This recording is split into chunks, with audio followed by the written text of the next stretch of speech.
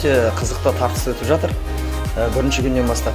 Әсіресе бүгінгі екі ойын өте тартысты. Жан-жақтан келген командаларымыз өте жақсы дайындықпен келген. Көрініп тұр, ұлы болсын, қызы болсын. Мен яғни бір-біріне осал қарсылас болып тұрған жоқ. Біз Ақтау қаласынан келген қыздар командасымыз. Біз осы аймақтық кезеңдегі спартакиадаға осы мектеп осы нишқа түскелі бірінші рет келіп отыр. Біздің тренеріміз осы 2 ай бұрын шақырып алып, жиналып, өзіміз бәріміз дайындалдық спартакиадаға. Ақтөбе негізі осы Атырау қаласына тек жеңіс үшін келдік біздер.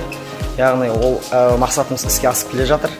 Балаларды тактикалық тұрғыда дайындықпен және де моральдық, психологиялық тұрғыда жақсы дайындықпен келдік. Алдағы ойында біздер тағы да ертеңгі ойында Атыраумен бір ойынымыз қалып жатыр. Сол ойынға балалар жақсы настроймен дайындап, алдағы уақытта бірінші орынға шығамыз деген үміттеміз.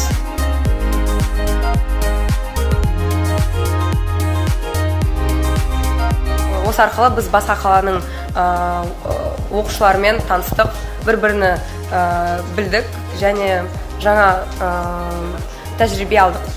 Мысалы, біз dance battle болған бізде, біз биледік, осылай сосын біз крокодил деген ойын ойнадық, сурет салдық, креативтік. Ол бәрі өте қызықты болған бізге, біз көптеген энергия алдық, күш, осы бәрі бізге күшті болып әсер етеді.